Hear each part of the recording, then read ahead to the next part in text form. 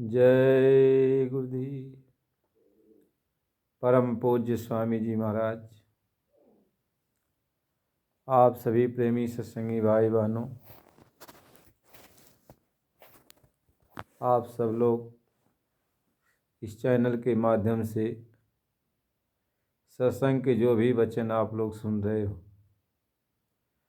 आप सभी भाई बंधुओं को सादर कोटि कोटि प्रणाम। मालिक के चरणों में कोटि कोटि प्रणाम। आप सब लोग इस चैनल को सब्सक्राइब कीजिएगा और लाइक कीजिएगा, शेयर कीजिएगा। ये हमारा चैनल है जय गुरुदेव हरिनाथ। जब आप जय गुरुदेव हरिनाथ बोलोगे तो आ जाएगा। आप इसको सब्सक्राइब कीजिए और लाइक कीजिए, शेयर कीजिए। आपको मालिक के वचन सत्संग ये बराबर मिलते रहेंगे। जय गुरुदेव। परम पुरुष गुरुदेव जी, जय गुरुदेव नाम। अलख अगम की पारमी, स्वामी तुम्हें प्रणाम। सतयुग से आज लो, महिमा तेरो नाम। विविधि भांति गाये सभी, रवि के सौ क्या राम। दाता सबके एक ही, सदा रहें गुरुदेव। तिनको लाख प्रणाम है, सतगुरु जय गुरुदेव। परम पूज्य स्वामी जी महाराज, आप सभी प्रेमी सत्संगी भाई बहनों और सभी लोग जो भी वीडियो के माध्यम से सत्संग वचन को सुन रहे और देख रहे, सबको सादर जय गुरुदेव। मालिक की अपार कृपा है कि आप सबको सतगुरु के वचन सुनने को मिल रहे हैं। ये मालिक की ही दया है। कहते हैं यही सर आवत अति कठिनाई, यही सर आवत अति कठिनाई। और राम में कृपा बिनु आई न जाई। यानी इस स्थान पर मालिक के सत्संग वचन को सुनना ये बड़े भाग्य की बात है। जब मालिक की दया होती है तभी जीव के अंदर सत्संग सुनने की एक लालसा पैदा होती है। नहीं तो यदि उनकी कृपा नहीं है तो जीव के सामने सत्संग हो भी रहा तो भी वह बगल से निकल जाएगा, उसको कुछ भी पल्ले नहीं पड़ने वाला। तो जो कुछ भी होता है वह मालिक की दया कृपा से ही होता है। इसलिए मालिक की दया समझो कि आप सबको मालिक के सत्संग वचन सुनने को मिल रहे हैं।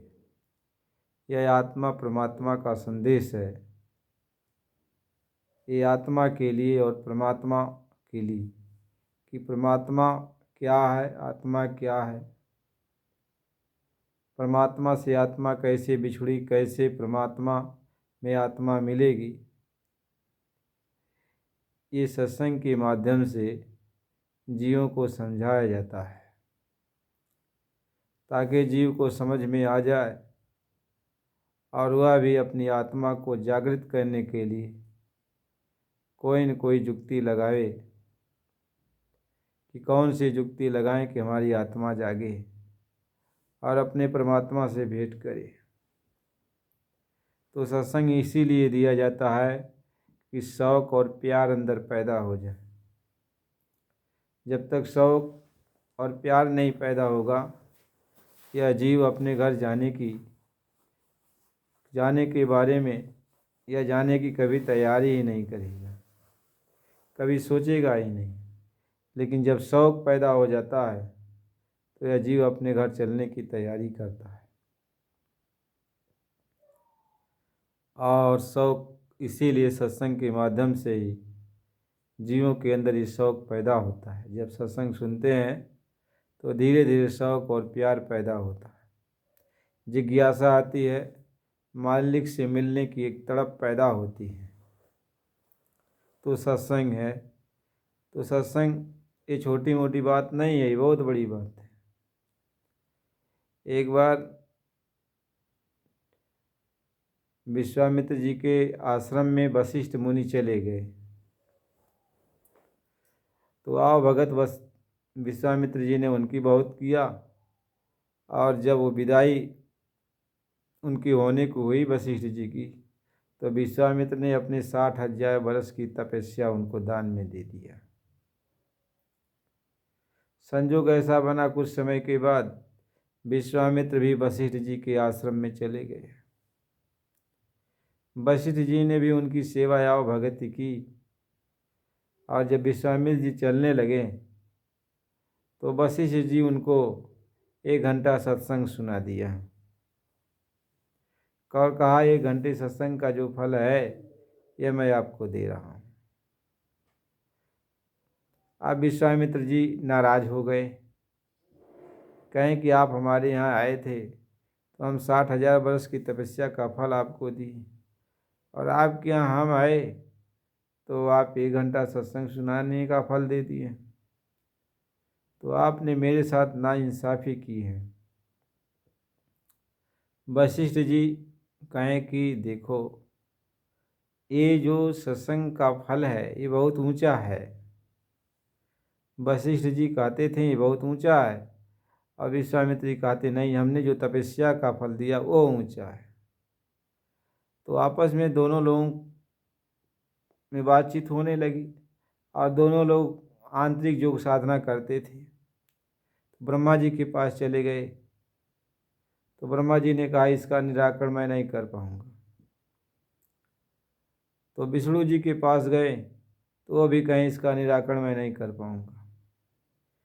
शिव जी के पास चले गए, तो शिव जी ने कहा यह मैं भी नहीं कर सकता। तो नारद जी रास्ते में मिले, तो नारद जी से दोनों मुनि ने कहा, तो नारद जी ने कहा कि देखो, तीनों लोग का भार अपने ऊपर शेषनाग जी लिए हैं, और उन्हीं के पास आप चले जाओ, वही बताएंगे। तो दोनों लोग शेषनाग जी के पास चले गए और अपनी अपनी बातें रखी। तो शेषनाग ने कहा कि देखो, मैं तो ये भार अपने ऊपर लिया हूँ, तो थोड़ा भार हल्का हो जाता तो मैं निर्णय कर देता। तो ये धरती का जो भार है इसको आप दोनों में से कोई एक ले ले अपने ऊपर, तो हम निर्णय कर दें। तो पहले जो है विश्वामित्र जी को कहा गया कि विश्वामित्र जी आप जो है धरती के भार को ले लीजिए। विश्वामित्र जी ने अपनी सारी तपस्या, 60,000 वर्ष की तपस्या और जितनी तपस्याएं थी सबके पुण्य का फल लगा दिया कि धरती पुण्य के प्रताप से, तपस्या के प्रताप से जो है हमारे सर पे आ जाए, हमारे पास। और जैसे ही धरती का भार विश्वामित्र को देने लगे, अब विश्वामित्र दबने लगे चिल्लाने, कहें कि हम नहीं इस भार को रोक पाएंगे, आप लीजिए। तो शेषनाग अपने ऊपर ले लिए। तो इसके बाद वशिष्ठ जी के पास बात आई, तो वशिष्ठ जी ने कहा कि हम अपने थोड़े समय का सत्संग का फल जो है उसकी ताकत लगा रहे हैं, और जैसे ही सत्संग का थोड़ा सा फल लगाए कि इसका पुण्य हम लगा रहे हैं, ये धरती हमारे हाथ पे आ जाए। और उतने में धरती उनके हाथ पर फूल की तरह हो गई। तो शेषनाग भगवान आज़ाद हो गए। तो वशिष्ठ जी और विश्वामित्र जी दोनों सामने खड़े हैं। वशिष्ठ जी धरती का भार लिए हुए हैं और विश्वामित्र जी सामने खड़े हैं। विश्वामित्र जी ने पूछा शेषनाग भगवान से, बताइए तप का प्रभाव बड़ा है कि सत्संग का। तो शेषनाग ने कहा कि मुनिवर, अभी आप नहीं समझ पाए, आपने सारी तपस्या का फल लगा दिया, फिर भी धरती आप नहीं ले पाए। अभी तो थोड़ी समय की सत्संग का फल लगाए हैं तो धरती फूल की तरह हो गई। तो सत्संग बहुत बड़ी चीज है। कई एक घड़ी आधी घड़ी, आधी में पुनियाद, स्वामी संगत साधकी, कटे कोटि अपराध। घड़ियों की आधी घड़ी, भाव भगति में जाए, और सतसंगति पल ही भली, जम का धकान खाए। तो सत्संग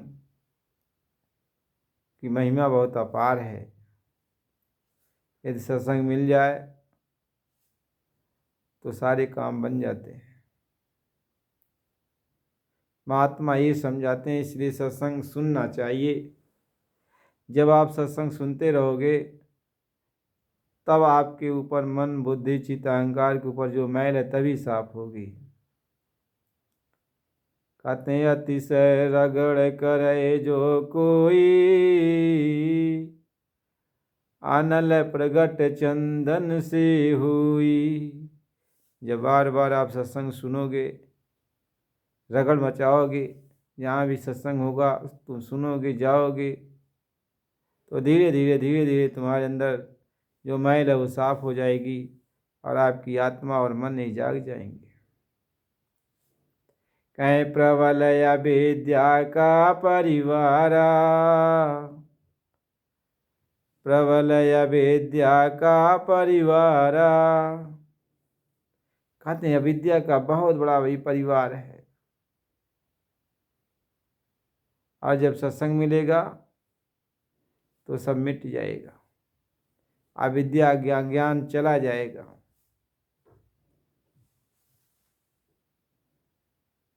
इसलिए महात्मा समझाते हैं कि सत्संग बहुत बड़ी चीज है। सत्संग कोई कथा कीर्तन का नाम नहीं होता।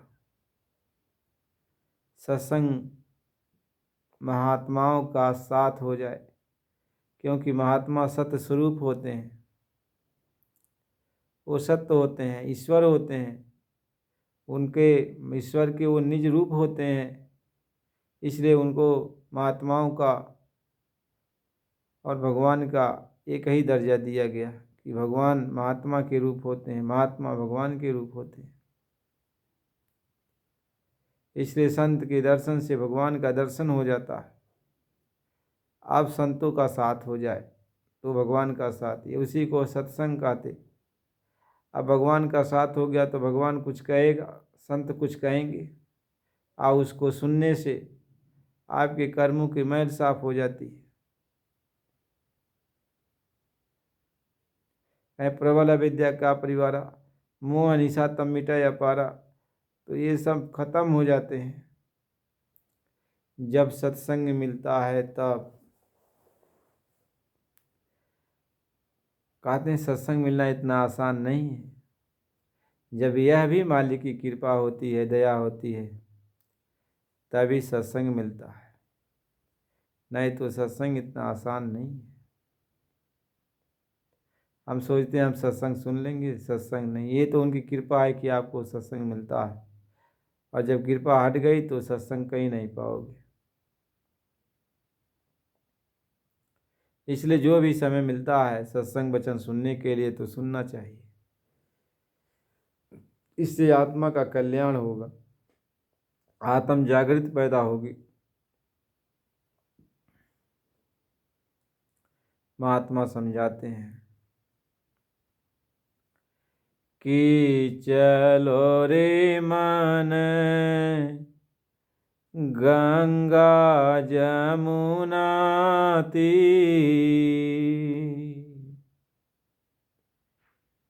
चलो रे मन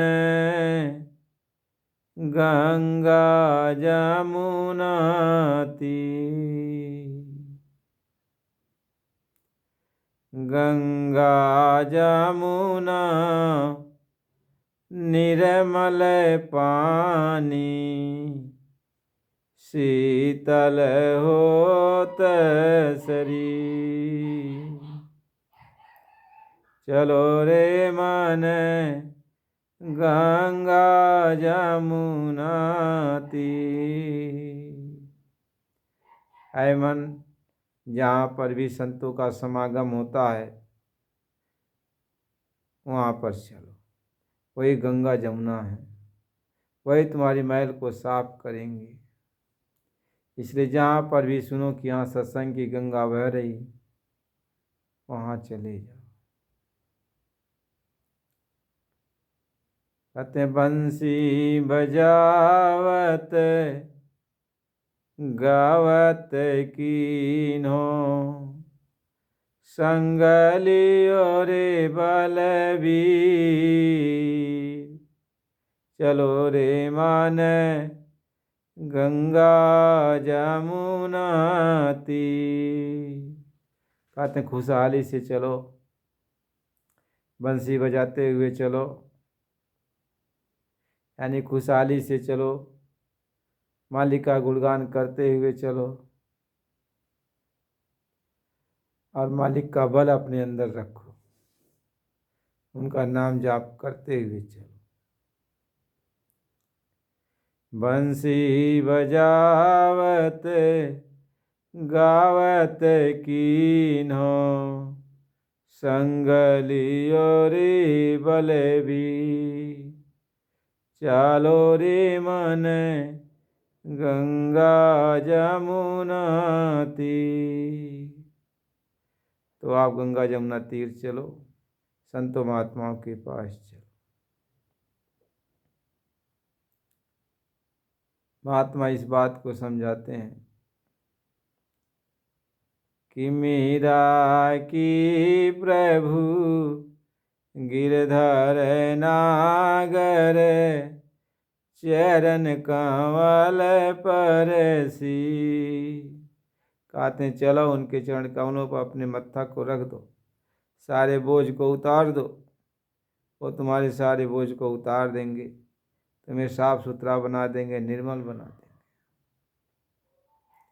इसलिए जहाँ भी संतों महात्माओं का सत्संग होता है वहाँ जाना चाहिए।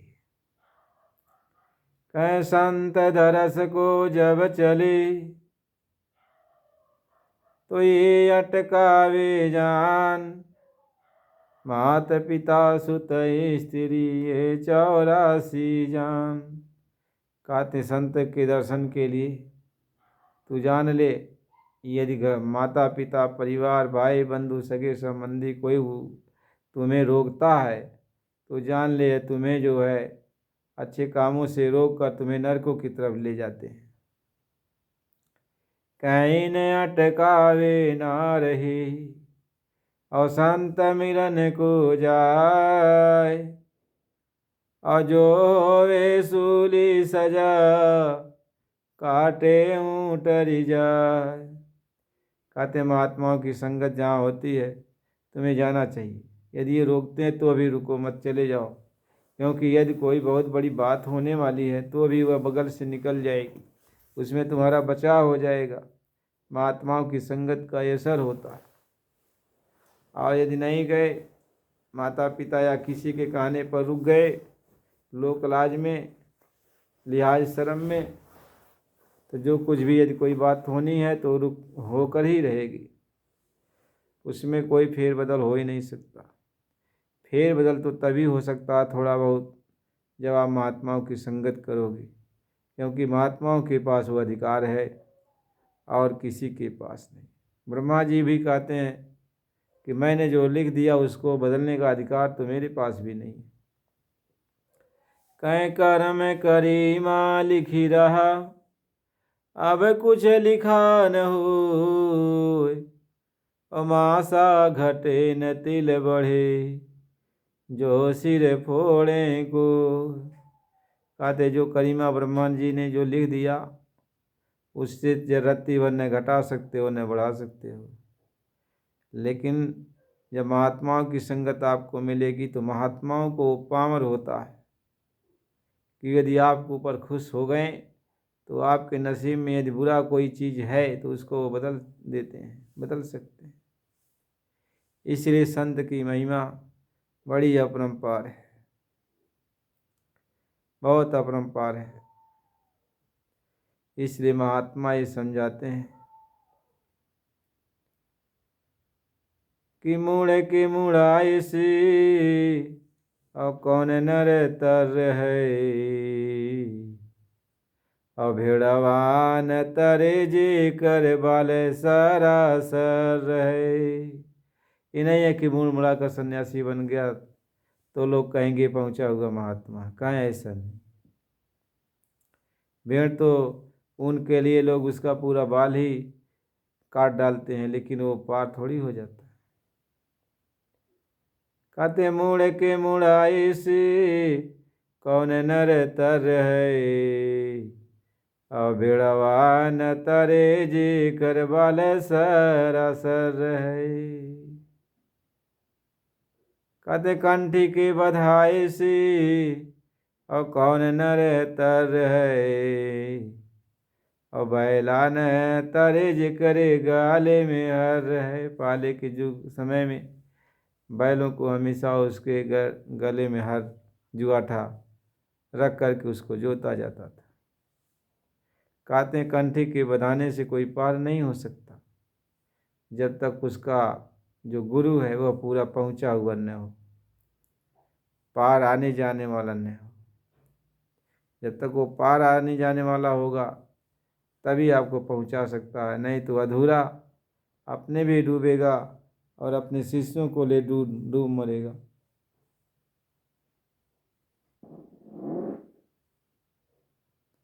महात्मा इस बात को समझाते हैं,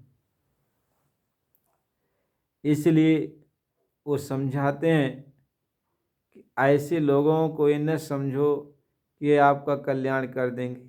अरे ये संतों की बात है, संत जो परमात्मा से मिले होते हैं। कह राम समीपी संत हैं ओ जो करें सो, ओ जो करें सो हुकुम में उनके साहे। कहते वो जो करते हैं वही होता है, और मैं उनके हुक्म का पालन वो मालिक भी करता है। इसलिए महात्मा समझाते हैं कि बैला न तरेज करे गाले में हर है, जो नर नाम धारी सोई नर नर है। महात्मा ही समझाते हैं कौन मनुष्य है कौन मनुष्य नहीं है। आते मनुष्य वही है जो संतों महात्माओं का साथ कर लिया, अपनी आत्मा को जगाने का प्रयास शुरू कर दिया। उसी को मनुष्य का शरीर पाने का अधिकार है, उसी के शरीर की महिमा कही जाती है। और जितने शरीर मनुष्य के हैं, इससे यदि वो अलग रहते हैं, पेट के धंधे के लिए चलते हैं और नाना प्रकार के वैसे काम करते हैं, तो उनको मनुष्य नहीं कहा जाता। ये कहा जाता केवल मानव का खोल ओढ़े हुए हैं, अब अंदर में ये तो राक्षस हैं, अंदर में ये तो पशु हैं। पशु जैसा बर्ताव करेंगे तो पशु हैं, राक्षसों जैसा बर्ताव कर रहे हैं तो राक्षस हैं। केवल खोल मनई का ओढ़े हैं। महात्मा इसी बात को समझा के कह रहे हैं, कह गुरुदेव वही नर तर है, अपूरे गुरु की जह पर नजर रहे। कहते वही जीव पार होता है, उसी जीव की महिमा कही जाती है कि जिसके ऊपर पूरे गुरु की नज़र हो जाती है, मेहर बन जाती है, यानी मालिक की नज़र पड़ जाती है, मालिक उसको अपनाता है, वही पार हो जाता है। इसलिए हम सबको चाहिए कि संतों महात्माओं की साथ करें, उनकी सोहबत करें, उनकी सेवा करें। उनके आश्रम में जाते हैं, उनकी कुटिया में जाते हैं, तो ऐसे निठल्ले की तरह न खड़े रहें न बैठें, कुछ न कुछ करते रहें, उनकी सेवा में लगे रहें। क्यों? जब सेवा करोगे उनके दरबार में जाकर, तो धीरे धीरे महात्मा से प्रेम हो जाएगा। महापुरुष आपसे भी प्रेम करेंगे और आप भी महात्मा से प्रेम, क्योंकि सेवा प्रेम को जागृत करता है। किसी की भी आप सेवा करो तो करते करते उस आदमी की, उस इंसान से आपका प्रेम हो जाता है, तो सेवा प्रेम को जागृत करता है, तो धीरे धीरे प्रेम उत्पन्न हो जाता है। जब एक दूसरे से प्रेम उत्पन्न हो जाता है, तब इसी तरह से संतों महात्माओं से जब प्रेम उत्पन्न हो जाता है तो महात्मा मेहर कर देते हैं, यानी अपने घर जाने का मार्ग बता देते हैं। अब मालिक की कृपा हो गई, अब गुरु की कृपा हो गई, इसलिए कहा उनके दरबार में आते जाते रहो तो उनकी सेवा करो। महात्मा समझाते हैं कि सेवा करत भगति गुरु जागी, अविस सत्संग में सदा समाना। कहती यही सच्चा सत्संग है कि महात्माओं की संगत करो, उनकी सेवा करो, इसमें सदा जो है अपना ख्याल लगाए रखो, और महात्मा खुश हो जाएंगे तो अपने घर का मार्ग बता देंगे और आप अपने घर चल पड़ोगे, अपने घर चल पड़ोगे। यहाँ लड़ाई झगड़ा से आप दूर हो जाओगे। यहाँ तो छीना झपटी लगी रहती है, हमेशा लड़ाई झगड़ा होती रहती है। छोटे बड़े का गरूर गुमान अभिमान ये हमेशा सबके ऊपर सवार होता रहता। यहाँ सुख शांति नाम की कोई चीज़ नहीं है। महात्मा इस बात को समझाते हैं, इसलिए सत्संग की ज़रूरत है, तो सत्संग सुनना चाहिए। बिना सत्संग के कुछ होने जाने वाला नहीं है। एक कहो बिना सत्संग के कुछ हो जाए, तो बिना सत्संग के कुछ नहीं होता, और सत्संग सुनना चाहिए। अब आप सोचते हो कौन सत्संग सुनाने वाला है और कौन सुनाएगा। अरे आप इस बात को निकाल दो, सत्संग तो मालिक सुनाता है, सत्संग वो प्रभु सुनाता है। लेकिन किसी भी पोल पर यदि वो बैठ जाएगा, किसी भी शरीर के अंदर वो प्रवेश कर जाएगा, तो वही इंसान सुनाने लगता है, क्योंकि उसके अंदर वो मालिक आ जाता है। गुरु महाराज जी कहे मैं किसी भी पोल पर बैठ करके अपना काम करने लगूंगा, फिर फिक्र किस बात की है। आपके ऊपर बैठ जाएं, उनके ऊपर बैठ जाएं, किसी के ऊपर वो आ सकते हैं। इसलिए सत्संग की ज़रूरत है, सत्संग सुनना चाहिए। सत्संग से ही विवेक होता है,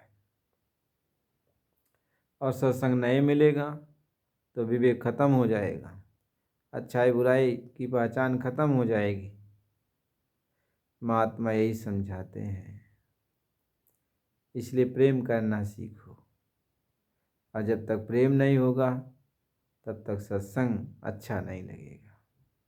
इसलिए जिसके सत्संग को सुनते हो उससे प्रेम करो, उसको अपना समझो। ये सोचो कि जो कोई बात ये कह रहे हैं हमारे लिए कह रहे हैं। कहते हैं प्रेम बन जा के लागे, प्रेम बन जा के लागे। आप सभी भाई बंधु सत्संग जो सुन रहे हैं, तो आप चैनल को सब्सक्राइब कर दीजिएगा, लाइक कीजिए और सब्सक्राइब कर दीजिए, ताकि अगला वीडियो आपको फिर मिले। कि प्रेम बन जा के लागे, सो जाने गपीर, सो जाने गपीर का है मूर्ख से कहिए। और तिल भर लगे नाई घाव, ताई से चुप हो रहिए। तिल भर लगे नाही घाव, ताई से चुप हो रहिए। प्रेम बन जाके लाग सो जानेगा पीर। वही जानेगा इस दर्द को जिसने सदगुरु से प्रेम कर लिया, और कोई कैसे जानेगा। कहा से काहूँ बसाए ठान जो अपनी ठाने। कहते उससे क्या कहूँ जो अपनी ठान ठानता है, अपने सिवाय किसी की बात को नहीं सुनता। कहते कहा से काहूँ बसाए ठान जो अपनी ठान। खरी और कपूर दोनों एक में शान है। अच्छाई बुराई को एक में शान देता है।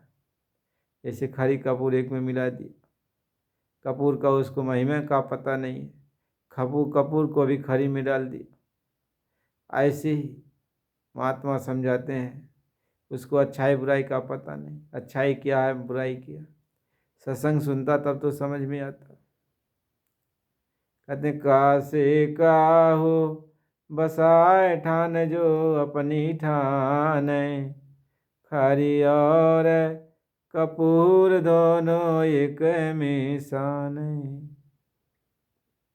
कहते अज्ञानता वाली बात को, ज्ञान वाली बात को, यानी महात्मा जो परमात्मा से मिलने की बात कहते हैं उससे, और दुनियादार जो बात करते हैं उससे, दोनों को एक में मिला देता है, वो खिचड़ी बना देता है। तब न वह इधर कराता न उधर कराता। महात्मा इस बात को समझाते हैं कि खरी और कपूर दोनों एक में शान। जे करहिया है कठोर पलटू धस नाई। तीर प्रेम बन जाके लागा सो जानेगा पीर। प्रेम बन जाके लागा। जय गुरुदेव। अब आपको अगला वीडियो कल मिलेगा, और चैनल को आप सब्सक्राइब कीजिए, लाइक कीजिए। जय गुरु।